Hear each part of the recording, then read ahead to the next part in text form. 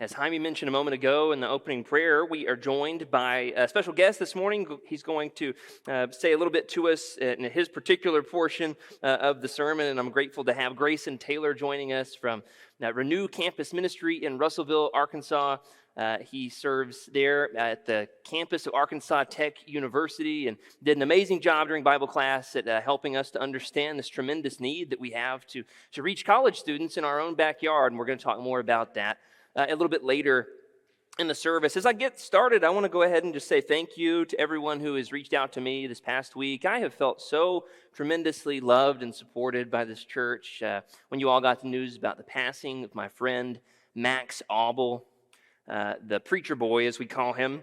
They called him that at his funeral yesterday in St. Louis as well. And it was a blessing to get to go and be there for his funeral. I'm so thankful to everyone who has messaged me or has texted me or called me or patted me on the back or anything like that. It just really meant the world to me. In fact, when I was in St. Louis a couple of nights ago, I was going to be staying the night with my friend Joe Taylor, who preaches at the Fairview Heights congregation in Fairview, Illinois.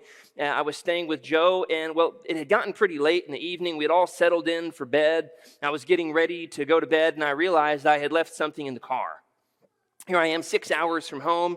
I went out to the car, making sure I could, get the door unlocked in just the right way. I went out to the car to get what I needed, contact lens solution or something dumb like that, and was grateful that I had a spare bottle inside the car. And here it was, dark, and I'm far away from home, and I go to let myself back in the house, and what do you know, but it is locked.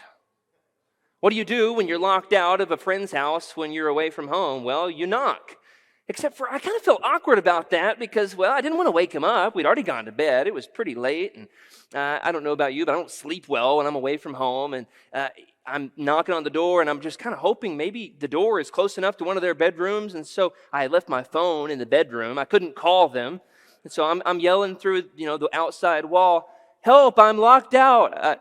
I locked myself out of the house, and I'm humiliated and embarrassed, and I've got my head in my hands, and I'm thinking, I can't believe this. I've drove all this way, and I'm going to have to sleep on the front porch.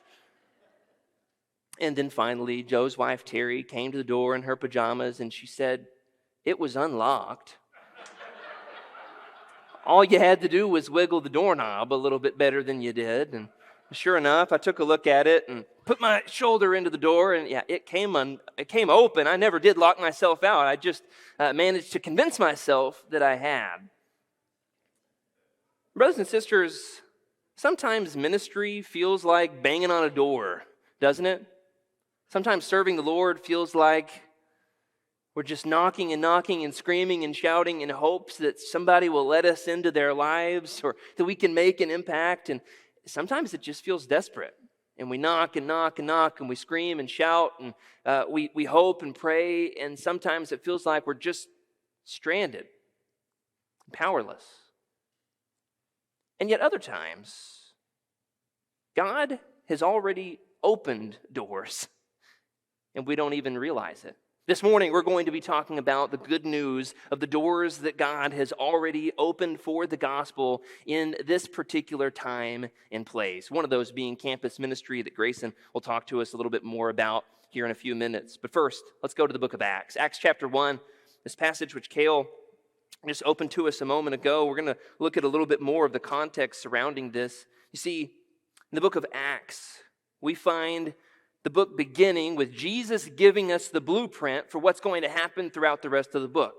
You've read Acts. I know that Paul was preaching through Acts when I moved here, that this is the springboard for everything that's going to happen from this point on in the next 28 chapters, and even to a certain extent is still happening today, isn't it? You see, Jesus tells his disciples this. This comes hot off the heels of what we've been talking about for the last several weeks. The fact that God has made his presence known to us. God has filled us with his Spirit. He has given us power to do what he has called us to do. Of course, Acts chapter 1 in verse 8, Jesus tells his disciples this: wait, don't get ahead of yourselves. Wait here in Jerusalem because I'm going to give you everything you need. He says this, but you will receive power when the Holy Spirit has come upon you, and you will be my witnesses in Jerusalem and in all Judea and Samaria and to the end of the earth. Did you ever notice this before? In fact, this one very verse plays out as the map of what's going to happen, the outline of the structure for the entire book of Acts from this point onward. In fact, if you were to look at it, it's in the very next chapter in Acts 2 that people from all over the world were gathered right here in Jerusalem, and God used this particular time and place to show the world what he had planned. This, of course, is where he sends the Spirit to anoint the apostles for Peter's great Pentecost sermon, where he says, "Men of Israel, let the whole house of Israel be assured of this. God has made this Jesus, whom you crucified, both Lord and Christ." This is the message that we get Acts 2:38 from, when they were cut to the heart and said, "What shall we do to be saved?" You see, the gospel was heard first in Jerusalem here in Acts chapter 2. And in fact, if you were to look at the details here, notice in Acts chapter 2, in verse 9, did you notice how God had strategically planted people from all over the world to be present for the preaching of the gospel on this day? This is going to come up later in our service, this particular detail. Notice this, Acts 2, verses 9 through 11.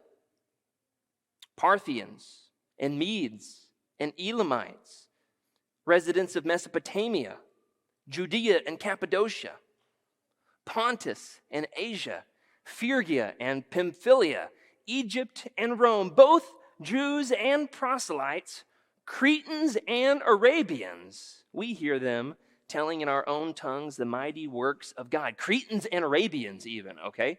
I don't know if we would want to preach the gospel to Cretans and Arabians. You know what Paul says about Cretans, don't you? Well, if you don't, you can look it up. In fact, Cale, aren't you grateful that I didn't make you read those verses with Phrygia and Pamphylia? Yeah, it's a difficult verse. In fact, there's so many people groups represented on this day for the hearing of the gospel that it's hard to even get it off the tongue. Therefore, God sent his Spirit so that in the speaking in tongues, the gospel might be heard. Of course, this is where the gospel explodes. Here we learn at the end of chapter 2 and in chapter 4 that people are coming by the thousands to hear, believe, repent, and be baptized. It's an amazing thing to witness in these early chapters of Acts. And you know what? The evil one did everything he could to put a stop to it, didn't he? See, it's at the beginning of Acts chapter 8 that we learn this.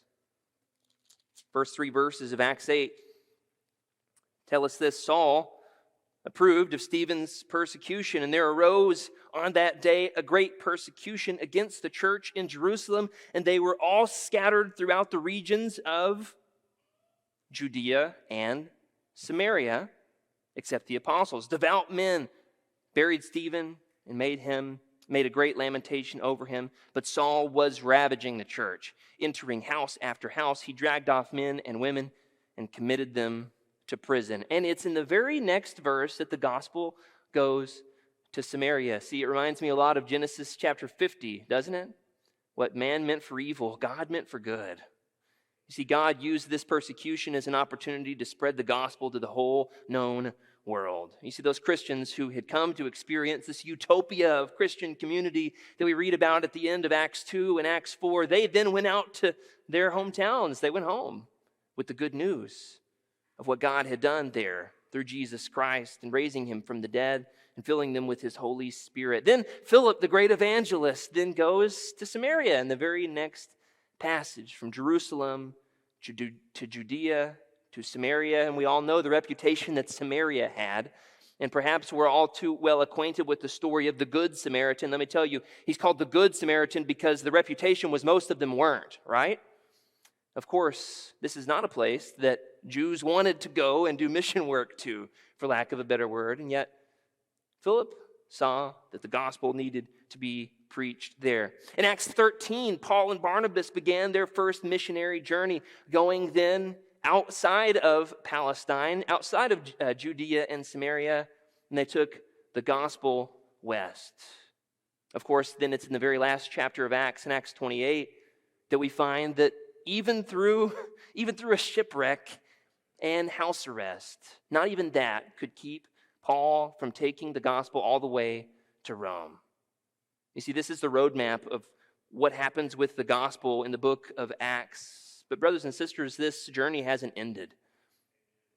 This journey hasn't ended. In fact, we are commissioned to be witnesses. We are given this very same power from God, aren't we? Think of what we've just read here in the book of Acts like concentric circles. Concentric circles, that is, we have the gospel beginning in Jerusalem, from one town then to the region, Judea, even then to your neighbors that you would rather not deal with in Samaria. And in fact, Acts chapter 1, verse 8, Jesus says, in fact, you will be my witnesses as far as the eye can see. And we all know the Great Commission, don't we? Jesus says, I will be with you always.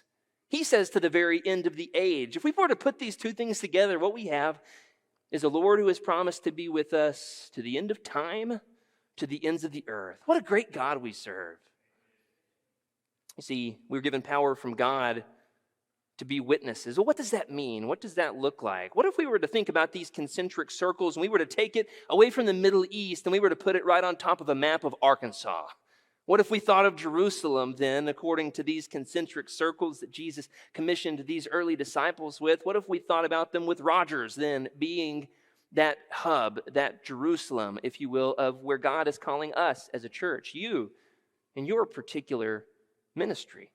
Think about your immediate circle and sphere of influence. Perhaps, according to this metaphor, your Jerusalem is your home.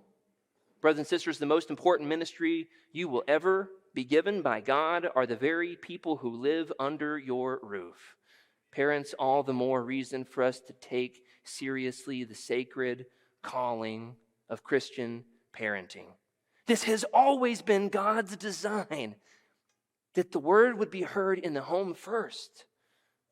See, it's in Deuteronomy chapter 6 that God gives the word to his people, and he says, remember to tell these things that you have heard when you lie down, when you rise up, when you walk along the road. Tell them to your children, to your grandchildren, to your grandchildren's children.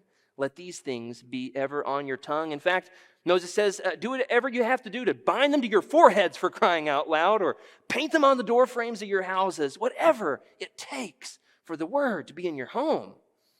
That's what this is all about. From there, these circles expand, don't they? We have our spheres of influence then to your neighborhood, to your close friend group, to your workplace. We then think about what it looks like to serve within our church family. We have folks here gathered not quite from Pamphylia and Phrygia, wherever that is, but we do have some folks from Avoca. Raise your hand if you're from Avoca. I don't even know where that is, okay? I think I've got to give Joseph a ride home today, so I'm about to find out at least where Garfield is. I think they live in Garfield. Never been there either, okay? Here's the fact of the matter. What if we thought about our own spheres of influence locally, regionally, geographically? You see, brothers and sisters, this includes equipping and partnering with and supporting, then on the grand scheme of things, foreign missionaries. Of course, this is something the Southside has had a rich history with. We equip those who learn the language and the culture, and they plant themselves right in the middle of the action. Yes, we're talking about that as well. But what if I told you that the ends of the earth are right in your own backyard? What if I told you that the ends of the earth are right in your own backyard? You see, brothers and sisters, God has a plan, and like it or not, you're part of it, okay? Going to the ends of the earth wasn't just a first century thing. It's still happening here today, isn't it? In fact, God is doing something, and this morning we're talking about that good news. What if we opened our eyes and looked out the window at what God is currently doing right here and right now, right down the road, or perhaps what he's been doing with our contributions through the different ministries that we support here at Southside? And how can we then not just support it with financial donation, but how can we support what God is doing on a broader level in prayer and encouragement? Perhaps sometimes that even means getting in the car or getting on the airplane. Well, today, of course, we're talking about modern-day mission fields. What are the open doors in our culture for the spread of the gospel? Well, there's a few, of course, aren't there? We're all too familiar with our foreign missions that we have here at Southside. In fact, we have such a strong partnership with the BICA Institute, the Biblical Institute of Central America. In fact, I'm hearing just about every 2 or 3 days when Brother Jim Canfield comes across the way to knock on Andy's door, and they're planning this big trip that they're going to take to Honduras later this summer. You can be praying about that. tap them on the shoulder and ask, what can we be doing? What can we be praying about? Tell us about the state of Bika. Now, of course, talk about that on Overflow Sunday this September. Be praying for Andy as he's transitioning now into more of a directorial role there with Bika as he's transitioning to aid in this great ministry that we've had for decades there in Honduras. You see, we're equipping local preachers to go and plant churches. Isn't this what we just read about in the book of Acts? You see, of course, church planting is a modern day open door for the spread of the gospel as well. Did you see the cover story in the Christian Chronicle last month? A 2.5-page spread about Churches of Christ taking up a modern day call to plant churches. Well, this is the church in Providence, Rhode Island. One of my best friends in the world, Caleb Borchers, planted this church several years ago, right in the heart of a major metropolitan area in the United States. I know that some of us couldn't put a finger on where Rhode Island is on the map. That's okay. You know, it's smaller than your finger, and no matter what size map you use. And it's a city of over 1 million people, and there wasn't a Church of Christ to spread the good news of Jesus. It's amazing to see what has come through trying to reach out to these young adults. Is primarily the group that he's been able to reach, folks who were curious and wanting to know God's will for their life, and they just needed somebody to come and try. I'd love to tell you more about what he's doing there if you're interested. In the Kairos Institute that's in charge of trying to raise some more church planters, doing some amazing work. We'd love to tell you more about what they're accomplishing. But for the time that we have this morning, I want to talk about campus ministry. You see, we here at Southside are right in the middle, getting ready for a launch of a campus ministry on the campus of the Northwest Arkansas Community College, right there on the border of Rogers and Bentonville. We're hoping for a launch that coincides with the start of the fall semester in August. At this point in the service, I'd like to solicit a little bit of help from our kids. So if you are, let's say, 12 and under, and you would like to help me with this portion of my sermon, I know a couple kids are sleeping, that's fine, you can let them. If you would like to be my helper, here's what I need from the kids, okay? You've got to be able to stand still, and then I'm going to move you a little bit to be representative of statistics. Ooh, isn't that what all kids love, statistics? All right, so if you are 12 years to, let's say, maybe 5 is probably the border of who can stand still for 2 minutes here, and you would like to help me out at this point, come on forward and come up on the stage. I'm going to put you to work. Now, I need some help with some other folks, too. If you like math, and by that I mean I have asked, all right, you will stay right here. Everybody line up next to Lydia, okay? If you like math, I need your help as well. Tom Williams is coming forward with his calculator. That's good. Tom, I need you to help the teens, okay? What we're going to do is we're going to count the number of kids that we have here, and we're going to make our 100%. It's going to be representative. Good job, Carver. Barefoot and everything. Got to love it. All right. And then, Oakley, you want to come up right up in here so they can see you? Perfect. These are going to be, you can come up too, Reagan. That's great. All right. Say bye to Mom. Perfect. This will take 2 minutes. Perfect. Yeah, you can come up the stairs if you want. You can. All right. So how many kids do we have? Help me count them. Y'all got them? Teens, you got your number? How many? It's 12? All right, 12 kids, so that's going to be just difficult enough to make these statistics impossible. All right. The majority of these stats that I've acquired this morning come from Lifeway. I've acquired them from a couple of other sources too, so if you don't like these numbers, it's not my fault. Okay, I did the best I could. Since the 1970s, the number of first-year college students who identify with a religion has declined by 25%, according to an annual study done by the University of California of college freshmen. So the number of college students who identify with a religion. So if this is our 100% of college students in 1970s who considered themselves religious, whatever that means, now, 2023, that number has declined by 25%. So how many of the kids do we need to remove? 3? So 3 of the kids, 1, 2, 3. You 3, come over here to me, all right? So these 3, come on, Oakley. All right, you're on this group. Come on. Yeah, I'm trying to lead him away from religion, I suppose, according to this statistic, which is unusual. In fact, in 1977, 93% of college freshmen identified with a religion. The latest study done by 2017 found that number has dropped to less than 70%. So less than 70% is what? So we're taking away 30% of 12. Is that 4? 4. Okay, so one more. You want to come, Aurora? 8.4. So 8.4 stay, so 4 go away. Yeah. So I'm not great at math, as you can tell. All right. These are rough statistics. These are kids' statistics, all right? Similarly, the number of college freshmen who at least occasionally attend a religious service throughout the year has decreased. In 1987, 81% of college freshmen said they attended a religious service, 81%. And now, of course, there has been a significant drop. That number is down to, once again, 70%. We'll leave the statistic as it is. Approximately 80% of college students have reported, according to a study done last year, that they have never had what they called a significant church experience. So 80% of the kids is how many? 80% have never had a significant church experience. 9? So we got 4 over there, 5 more. Ready? 1, 2, 3, 4, 5. Go on over there. Have never had a significant church experience. I don't know about you, but I'm not going to stand by and let this statistic continue to rise. I can barely even say it. I'm so mad about it.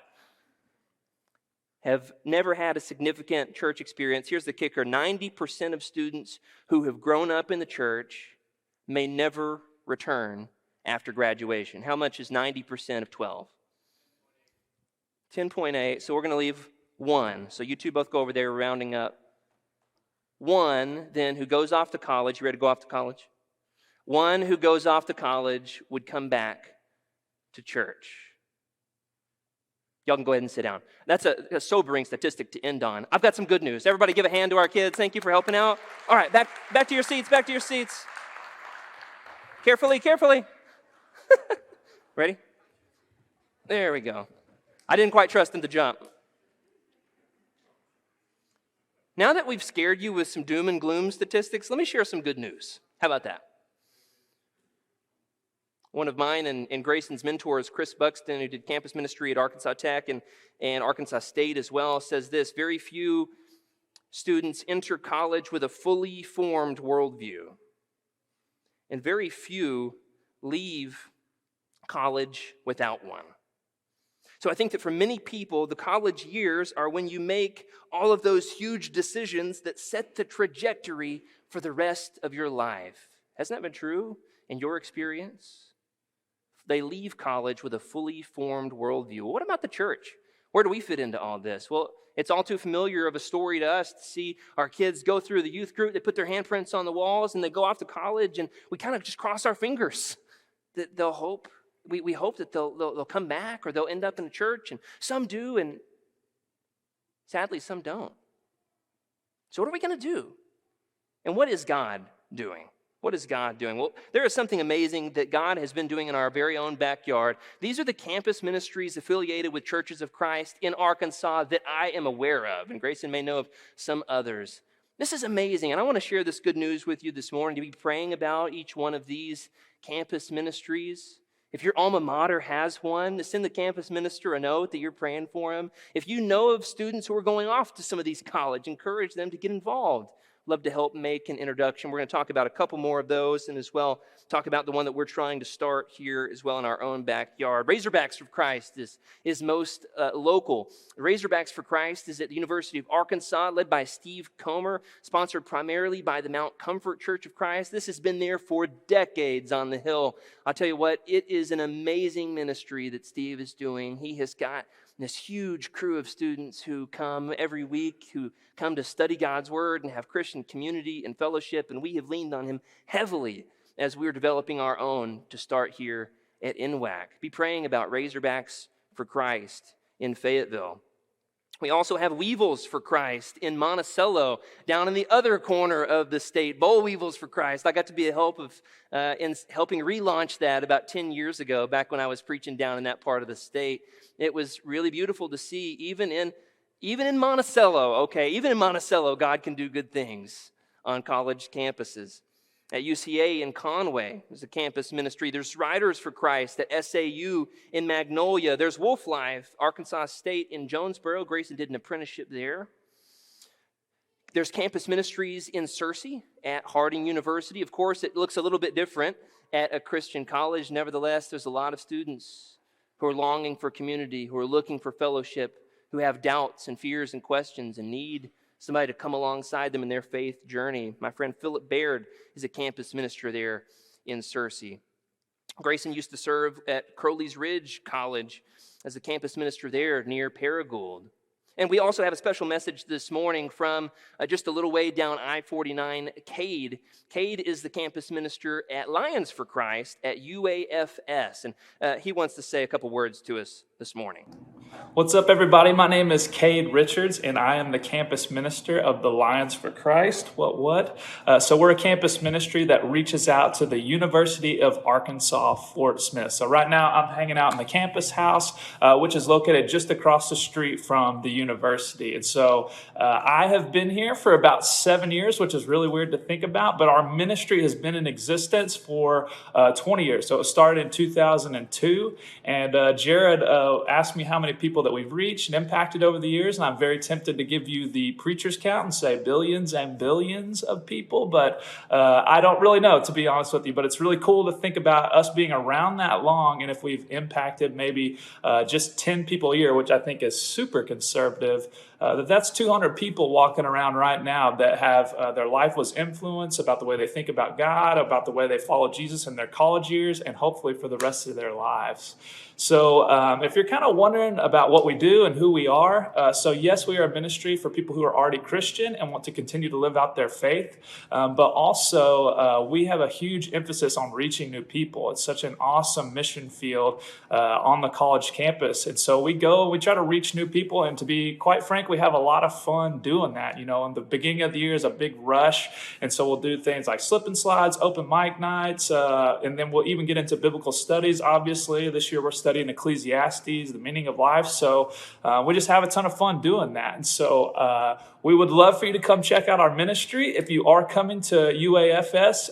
If not, please pray for us. So August is a huge rush. It's like 2,000 people are moving into our neighborhood, new people, and those are people that we want to reach and influence for God. And so if you guys have any questions at all, let Jared know. I would love to meet you, give you a tour of campus, give you a tour of the campus house. But God bless you guys, and please pray for campus ministries, particularly in August, because it's go time. So love you guys. See you later. I'm grateful to Cade for putting that together for us. He's doing a great work. In fact, Kobe Venable, who grew up here, is very actively involved, a member of his campus ministry there in Fort Smith. At this point, Grayson Taylor, who's our guest this morning, is going to share a few words about his ministry, Renew Campus Ministry in Russellville.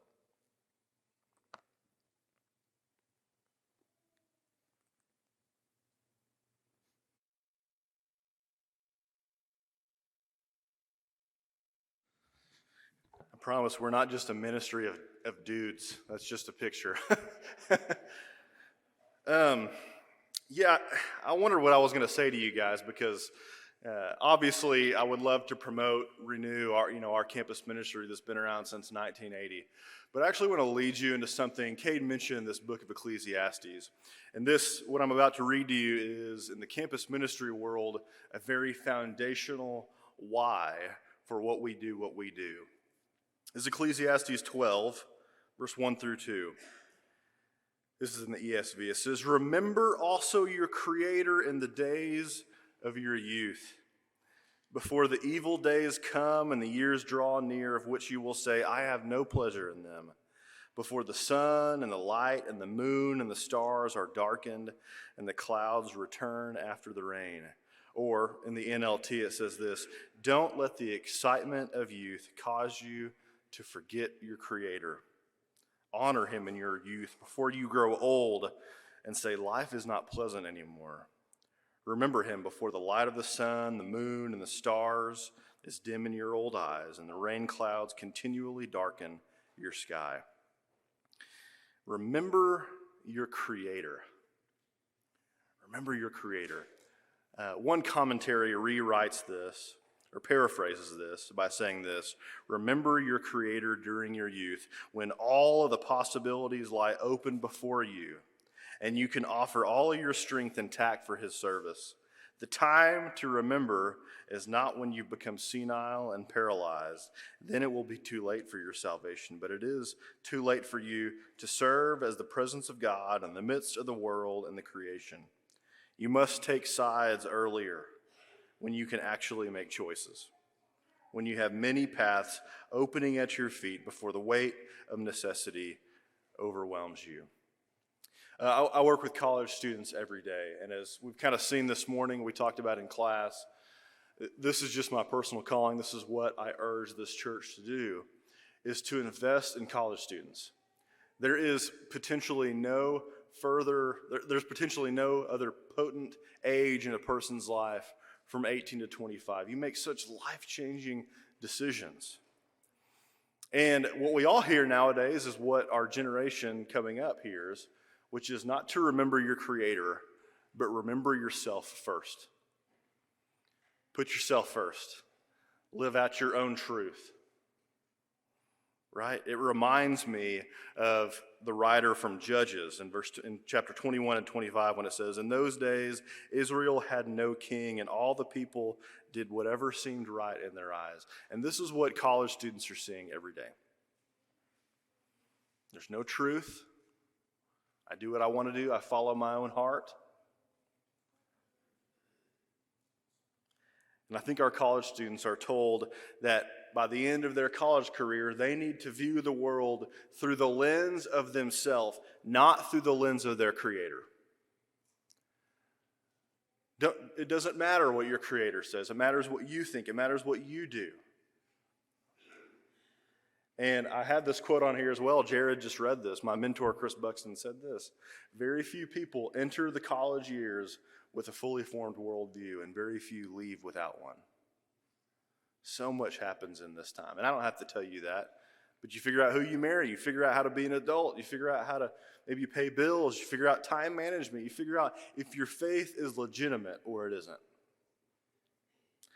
And there's a lot that I could say specifically about the campus ministry at Arkansas Tech, which again has been around since 1980. If you want to hang around and talk with me afterwards, if you know somebody going to Arkansas Tech, feel free to talk to me afterwards. But what I wanted to use this time for is to plead with you and to plead with this church to invest in college students.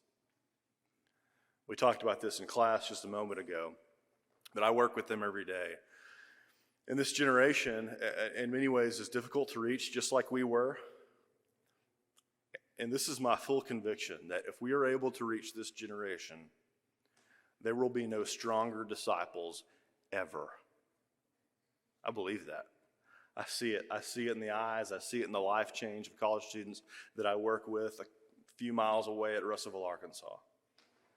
So that's my plea to you, for this church to remember your Creator, and for you to invest in those and to plead with them to remember their Creator in the days of their youth. I'll end with a quote that I read in class earlier.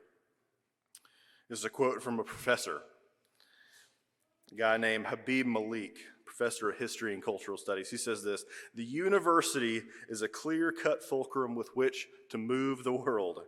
The problem here for the church is to realize that no greater service can render it, both itself and the cause of the gospel with which it is entrusted, than to try to recapture the universities of Christ, on whom they were originally founded. One of the best ways of treating the macrocosm is through the handle of the universities in which millions of youths destined to positions of leadership spend in rigorous training between 4 and 10 years of the most formative years of their life.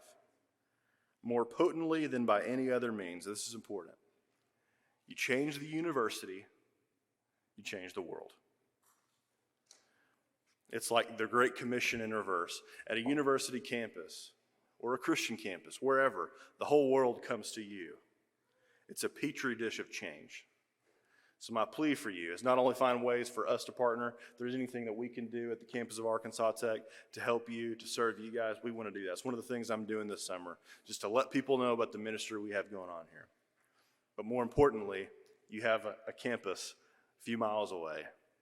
Invest in them. Thank you, Grayson.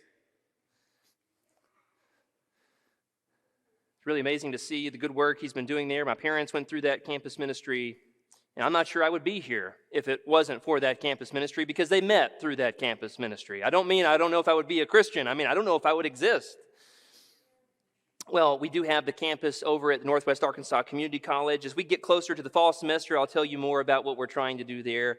This morning, at the end of the day, though, I hope that this has been encouraging to you, that we might hear the fact that there's good news of what God is doing in our very state, how God is reaching the lost through good, faithful campus ministers like Grayson all across this particular state. I'd like to encourage us to be thinking and praying about what it will look like to launch our own right across town. I also hope that this gives each and every one of us something tangible to put our energy into, to pray about, and to support, and that each and every one of us would think critically about where God might be calling us to witness for Him. This morning, if you're wondering, what is this good news that we're so eager to share with on college campuses, with our neighbors and in Honduras? Well, it's that God has not abandoned our lost and dying world to see us continue to decay, but instead we have hope, and God took our sin upon His shoulders. He sent His Son that we might have abundant life by putting sin to death, by following Him to His cross. Of course, this good news that He was then raised from the dead, we can have newness of life, gives us a purpose that would propel us then to be His witnesses. If you need to learn more about this good news, what God has done for us, why we follow Him, or if we can serve you in any other way this morning, and I'll remind we need 6 gentlemen to help come to serve communion. Please come now as we stand and sing.